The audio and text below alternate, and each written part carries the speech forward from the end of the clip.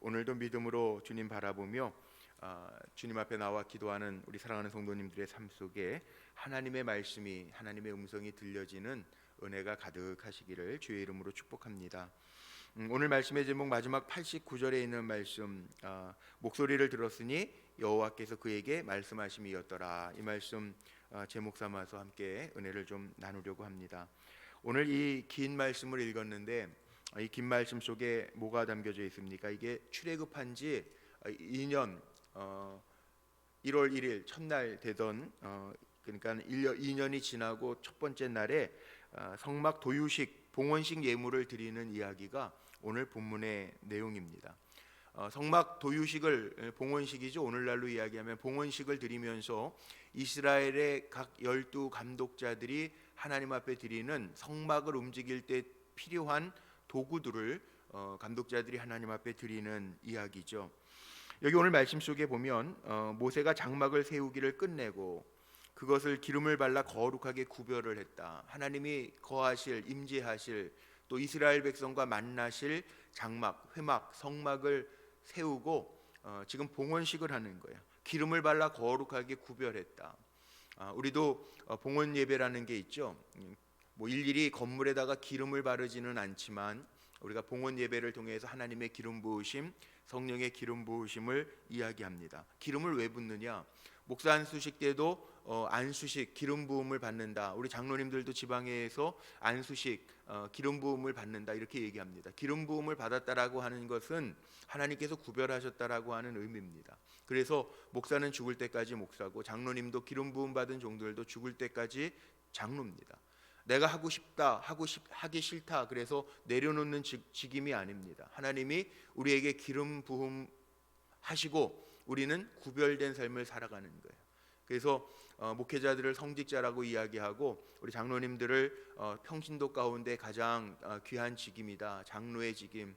여기는 뭐 감독으로도 나오고 사실 신약 시대에도 감독이라고 하는 것이 오늘날 뭐 감리교회에 있는 비숍만 얘기하는 것이 아니라 목회자 장로들을 의미하는 거죠. 지도자들이에요. 교회를 함께 이끌어가는 지도자들. 거룩하게 기름을 부음을 통해서 성별되고 거룩한 구별이라는 거죠. 성별되고 하나님의 일들을 감당하는 사람이라고 하는 의미를 가지고 있습니다. 자, 오늘 89절까지 되는데 실은 내용은 똑같아요. 첫째 날서부터 12째 날까지 유다 지파로부터 시작을 해가지고 계속 이어지는데 이거는 무슨 순서죠? 우리 민수기에서 이미 본 것처럼 그 성막이 움직여갈 때 성막이 하나님의 인도하심 구름기둥 불기둥에 따라 옮겨져 갈 때 가장 동쪽의 세 지파부터 유다가 가장 앞서고 있죠. 유다서부터 시작해가지고 하루에 한 지파의 감독씩 나와서 드리는 거예요. 뭘 드렸냐 하면 여기 뭐 은반 한 개, 130세겔 무게 은반 한 개, 70세겔 무게 은발이 한 개, 그리고 10세겔 무게의 금그릇, 또 번제물로 수송아지, 순양, 어린 순양, 또 속죄물로 순염소, 여기 소 2마리, 순양 5, 순염소 5, 1년 된 어린 순양, 이거는 속죄물로 또 화목제물로 드려지는 예물들이 같은 순서대로 계속 나옵니다. 이스라엘 진 배치 순서대로 하루에 한 지파의 감독관이 나와서 그렇게 드렸다라고 하는 거죠. 이게 무슨 얘기일까요? 12날 동안 차례대로 예물을 드리는 이야기, 구별, 기쁨, 자원하는 마음으로 하나가 되어서 자기가 감당해야 될 한 날 감당하는 거예요.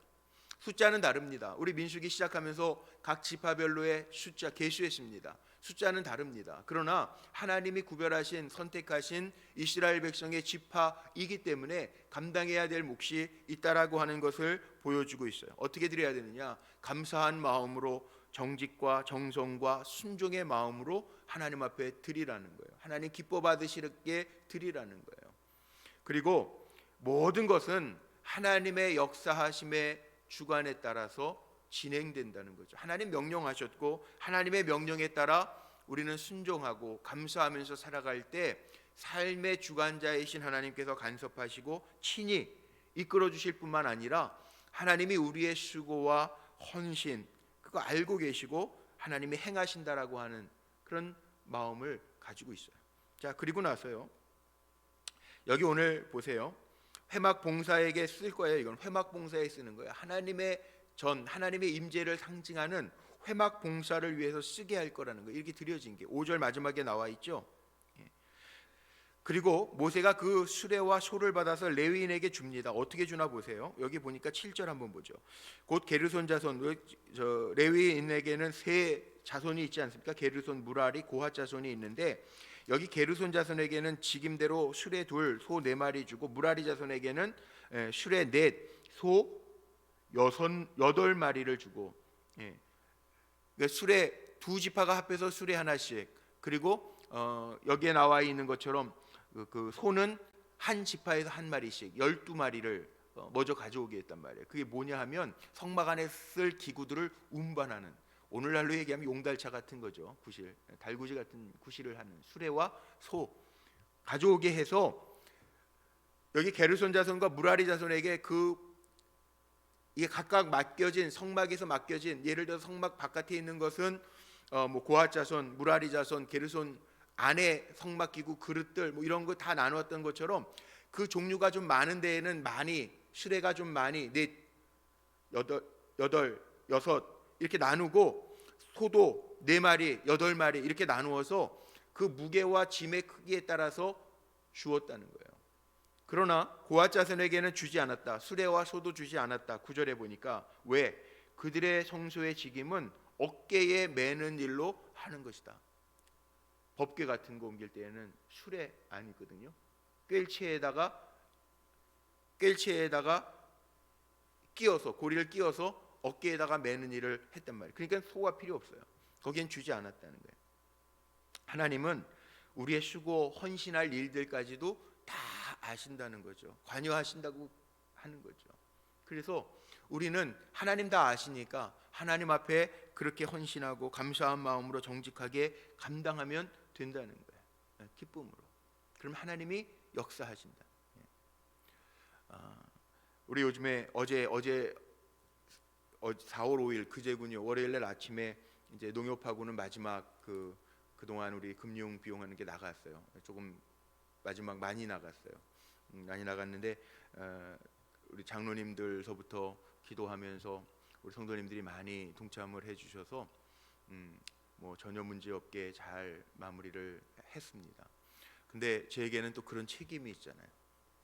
우리 장로님들이 순종해 주시고 기쁜 마음으로, 자원하는 마음으로 어려운 중에도 앞장서서 여기 감독들처럼, 이스라엘의 두령들처럼 기념이 되게 하는 돌 무더기, 길갈에 쌓았던 것처럼 그렇게 헌신해 주셔서 잘 감당을 했는데, 목회자에게는 어떤 책임이 있습니까? 선포를 했으면 이제 기도해야 될 책임이 있죠. 표징이 나타나야 되잖아요. 표징이 보여져야 되잖아요. 표징들이 보여져야 되기 때문에 더 책임감이 있고 마음이 실은 무거워요. 하나님 앞에 기도해. 그러나 마음 안에 뭐가 있냐면 하나님이 하신다라고 하는, 관여하신다라고 하는. 또 오늘도 이 말씀을 이렇게 어제 저녁에 다시, 제가 어제 장례가 나가지고 임종 예배 드리고 저녁에 들어와서 이 말씀을 묵상하면서 제 마음에 하나님 또 이때 이 말씀을 주실까? 자원하여 헌신하여 드렸던 그 이스라엘 지파별 감독들의 그 헌신을 왜 보게 하셨을까? 어제 장례 가는데 한 장로님 저에게 전화하셔가지고 또 뭐 막 간증을 하시더라고요. 그래서 제가 영상으로 찍어서 장로님 준비하고 계십시오. 찍어서 금요 예배 때 한번 또 하겠습니다. 우리 장로님들 간증들, 또 우리 성도님들 간증들이 있는데 그동안 간증하라고 그러면 뭐 부끄럽기도 하고 떨리기도 해서요. 그런데 요즘에 생각해 보니까 좋은 방법이 있어요. 요즘 코로나 이후로 영상 그러다 보니까 영상 찍으면 돼요. 하다가 틀릴 것도 걱정 안 해도 돼요. 편집해 드리면 돼요. 그러니까 뭐 그렇게 또 저렇게 간증하실 분들 하시라고 제가 어제 말씀 들으면서도 그랬는데, 하나님 이렇게 만들어 주시겠죠. 제가 하는 게 아니라 전 기도할 뿐인데 이제 하나님께서 우후죽순처럼 하나님의 표징들을 보여주시겠죠. 우리 성도님들에게도 그런 표징들이 나타났으면 좋겠어요. 그런 은혜들이 가득했으면 좋겠어요. 살아가면서 하나님 나와 함께 하신다라고 하는 그 임재, 하나님의 동행하심이 느껴진다면 그게 축복이죠. 하나님은 다 아세요. 이미 명령하실 때도 보니까 뭐 똑같이 레위인인 것 같은데 레위인 중에도 무라리 자손, 고핫 자손, 게르손 자손 해야 할 일들이 다 다르니까 해야 할 일들이 다를 때마다 주시는 것도 하나님이 다르게 배분을 다 하시죠. 그러나 우리는 어떻게 감당해야 되느냐? 자, 보세요. 첫째 날서부터 12째 날까지 다 똑같습니다. 오늘 우리가 찬송가 50장 잘 안 부르는 찬송인데 내게 있는 모든 것을 1, 2, 3절 보면 아낌없이 드리네, 겸손하게 드리네, 주를 위해 드리네. 이 무슨 소리입니까? 청지기 우리는 사실 내 것 없어요. 우리는 그냥 가면 가는 거예요. 남는 거는 뭐 자녀, 내 몸을 빌어 하나님이 주신 하나님의 기업 자녀들이 남는 것 뿐이지 가실 때에는 다 그렇게 가셔요. 그러나 평안히 가셔야죠. 평안히.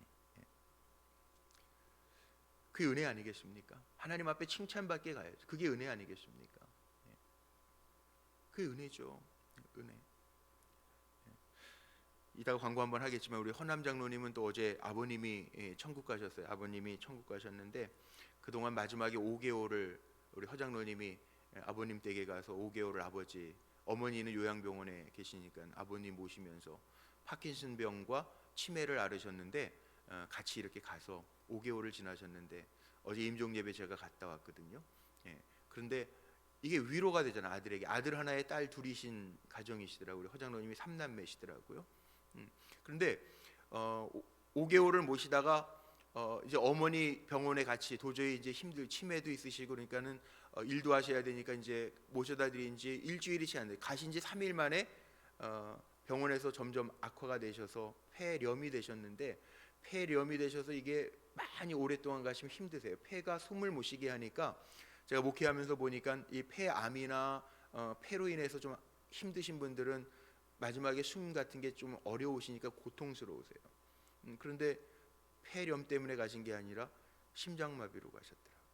본인은 잠시 잠깐 가신 거예요. 어떻게 보면 90세신데 참 평안하게 하나님 부르신 것 같고 자녀들이 아버님 어머님 다니시던 교회에서 장례는 주관하지만 자녀들이 다 3남매가 열심히 신앙생활하니까 교회들이 다 있어서 제가 임종예배 어제 마치고 나오니까 아버님 다니시던 교회 목사님 오시고 또 그 따님은 또 우리 교회 부목사님 했던 강성률 목사 수원 종로교회 강성률 목사 그 교회 권사님이시고 그러니까 목사님들하고 의논을 했어요. 그럼 우리 어차피 부모님 다니시는 교회에서 주관을 하신다니까 우리는 입관 예배도 이렇게 교체해가면서 서로 하면 되겠네. 그리고 제가 강 목사님하고도 통화해서 이 가정은 계속 이렇게 순서대로 예배 우리가 이렇게 진행하면 되겠다. 그리고 조율을 좀 하고 그리고 왔어요. 우리 교회는 오늘 수요 예배 마치고 오전에 이제 11시 40분쯤 끝나니까 그때 출발해서 거기 가서 예배 드리기로 그렇게 했어요. 입관은 10시지만 그러니까 어머니 아버지 교회에서 집례하시기로 하고 어제 임종 예배는 제가 인도 또 했고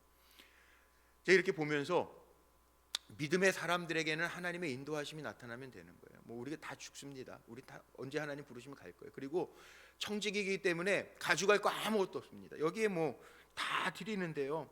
뭐 우리가 뭐 이미 다 레위기에서 번제물, 화목제물, 속죄제물 다 봤는데 우리 다 비슷해요. 인간들 살아가는 게 다 비슷해요. 하나님 앞에 죄 지으면 속죄제물도 드려야 되고요. 또 우리는 하나님의 사람들이기 때문에 하나님과 우리가 화목하게 가야 돼요. 물론 구약처럼 우리가 제사를 드리는 건 아니지만 하나님 앞에 이렇게 예배 드리면서 살다가 하나님 오라 그러시면 가는 거예요. 우리 인생은 생명도 내가 주관하는 거 아니고요. 물질도 내가 주관하는 것 같지만 내가 주관하는 거 아니고요. 하나님 훅 불어버리시면 다 날아가요.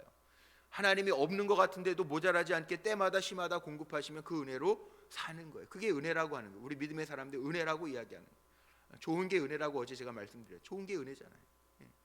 그걸로 사는 거예요. 그러니까 우리는 어떻게 살면 되냐? 하나님 앞에 정직하게, 하나님 앞에 감사함으로, 하나님 앞에 정성과 순종의 마음을 가지고 살아갈 때 우리에게 베푸시는 하나님의 은혜가 있음을 알라고 하시는 말씀이죠.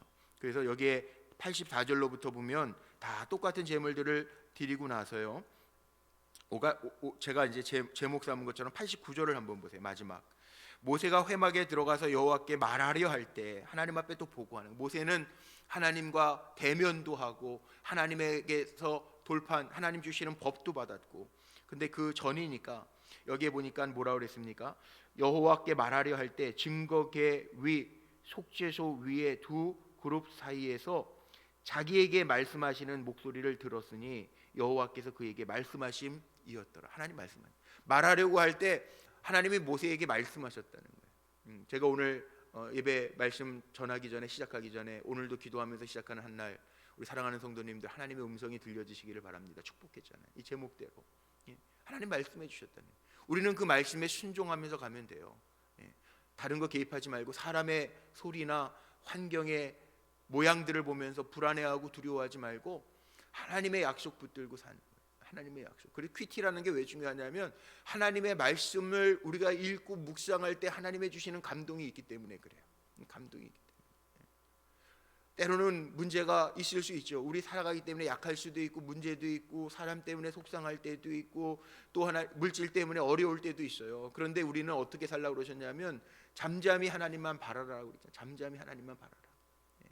어찌하여 낭망하는고 너는 잠잠히 눈을 들어 여호와 하나님만을 바라라. 주님 바라보라 그러면 주님 바라보면서 묵상하면 하나님 말씀하시고 그 말씀을 통해서 우리는 힘없고 다시 살아가는 종들이라고 하는 것을 기억하며 오늘도 믿음으로 살되 하나님의 음성과 하나님의 주시는 말씀에 순종하며 달려가는 저와 여러분 모두가 되시기를 주님의 이름으로 축복합니다. 기도하시겠습니다.